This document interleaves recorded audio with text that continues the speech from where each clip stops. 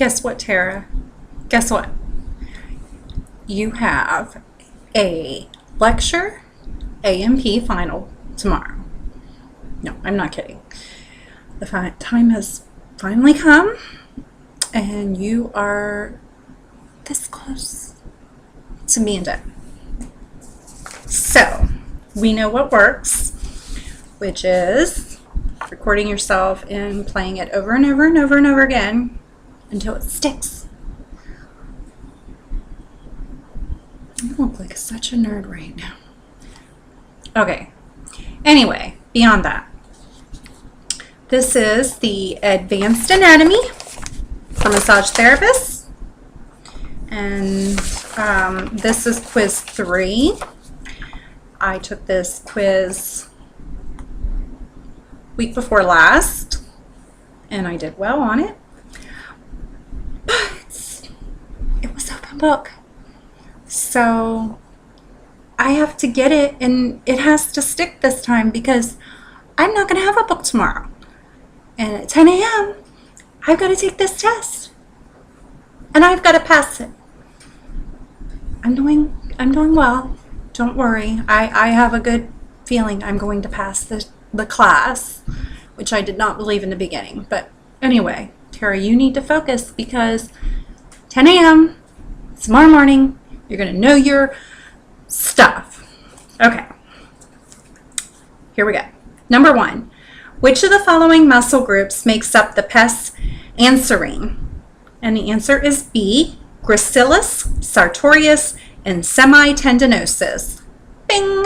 Okay. 2. Which of the following muscles are prime movers and knee extension?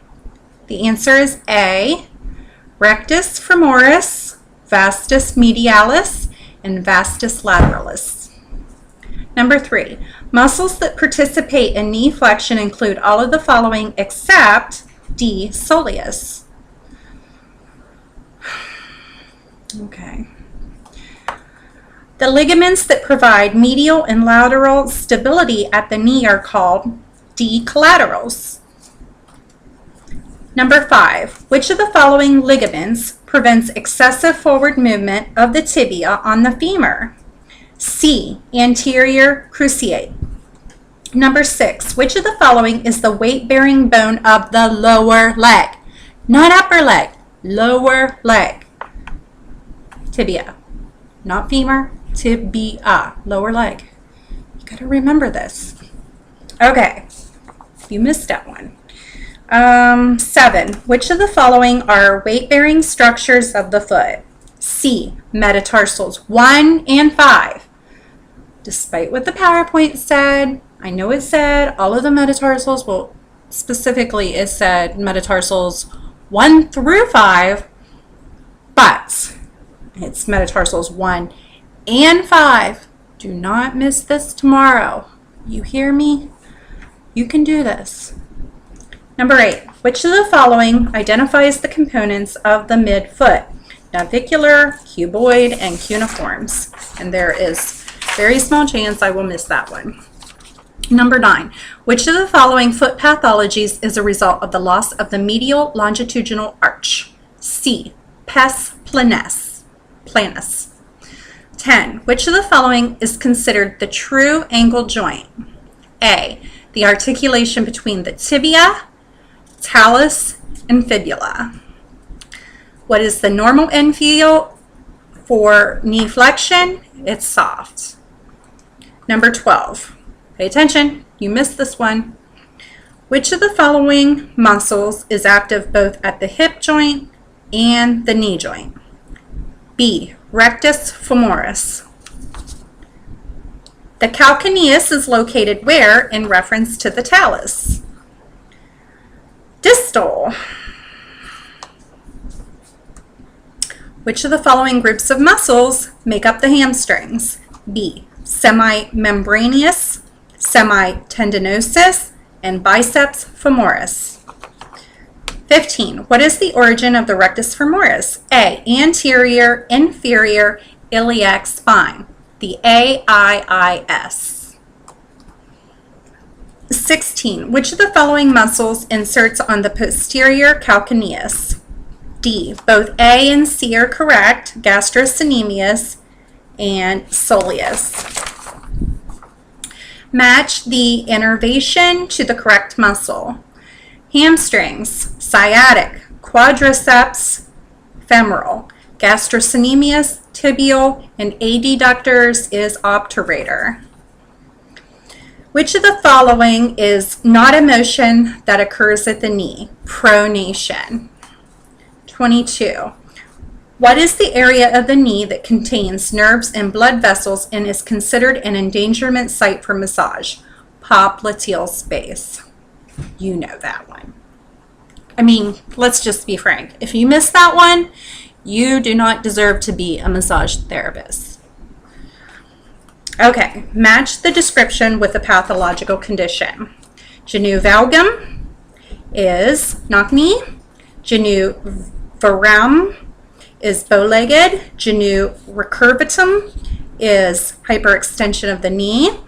Pes planus is flat foot, and pes cavus is high arch. Match the joint with its normal range of motion. 28. Knee flexion is 135 degrees. Ankle dorsiflexion is 20 degrees. And ankle inversion is 35 degrees. What is considered the most common injury among athletes? Ankle sprains, which is also known as inversion sprain. How much dorsiflexion of the ankle is needed for a normal gait pattern? 10 degrees.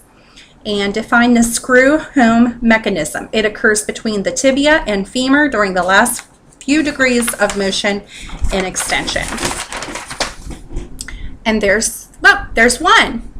You're halfway there. If you got them correct, you are essentially halfway there. Quiz 4. I took this one last week. I did not do so well on it. Or was it this week? I don't know where I'm at. It could have been last week. It could have been this week. I feel like I know nothing anymore. Moving on.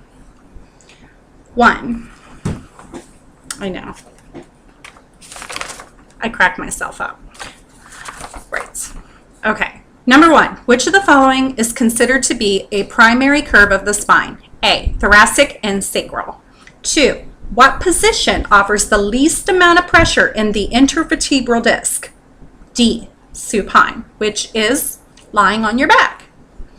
3. What position offers the most amount of pressure in the intervertebral disc? Sitting slumped. Okay. The massage therapist is evaluating a client and notes that the individual has very rounded shoulders and increased kyphosis in the thoracic spine. What group of muscles needs to be stretched with this client? Pectoralis, right here, the pecs. All right. In question 4, what group of muscle needs to be strengthened? The rhomboids, and they're towards the back there, like around. I can't really, but anyway, they're back there. All right, number 6. The massage therapist is evaluating a client and notes that the individual presents with a slouch sitting posture. What muscle group is overstretched? Iliocostalis, longissimus, spinalis, and semispinalis. That's the answers. And guess what? In question 6, that's the answers again. Because those are the muscles that also need to be strengthened. Moving on. Again. 8. Performing an anterior pelvic tilt causes which of the following to occur? Lumbar lordosis increases, back arches. Number 9. Which of the following muscle groups are considered anti-gravity muscles that are working to maintain upright posture? Both A and B are correct. Hip and knee extensors, and B, trunk and neck extensors. In standing, where does the line of gravity fall for the head? Through the auditory medius. Where is the center of gravity located? Anterior to S2. Which of the following describes where the line of gravity falls relative to the knee joint? D. Both A and B are correct. Anterior to the midline of the knee and posterior to the patella. And Dr. Jen obviously likes 2 right answers, so when you take this test, be aware that both A and B or A and C or A and something are probably correct, because that's just the way it goes with this test, unless she decides to like switch it up. So that's why I'm studying. Okay.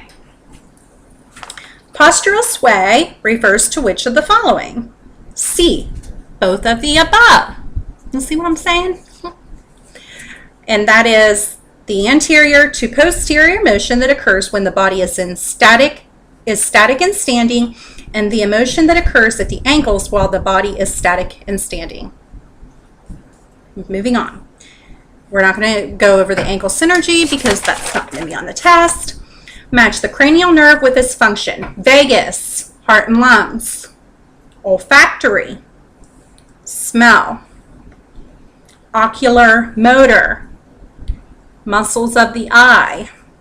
Glossopharyngeal, taste. And vestibulocular, something close to that, is hearing. Which of the following cranial nerves is sensory only? Optic. Which of the following cranial nerves is motor only? Trochlear. Which of the following cranial nerves is mixed? Vagus. How many cranial nerves are there? 12 pair. And when sitting unsupportive, which of the following happens? The lumbar curve decreases and the disc pressure increases. You missed that one. Lumbar curve decreases and disc pressure increases. Oh, and my favorite, dermatones. I mean, who doesn't like dermatones? 26, the deltoid area is C5, and 27, front of the thigh to the knee is L2, and posterior shoulder area is C7, and lateral forearm elbow to wrist is C6, and gluteal area L5. What is the dermatome for the back of the head, the temple, and the forehead? V1, V2, or C2? What is the dermatome for the sole of the foot? L5. And what cranial nerve is affected with Bell's palsy? C7, or no, not C7, just 7. Well, yes, cranial nerve 7.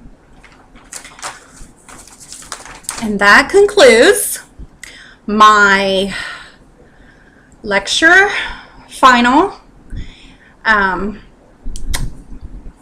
So here is my Subway cup. Cheers to a good grade. You're going to do swell, and it's all going to be over soon. Good luck, Tara.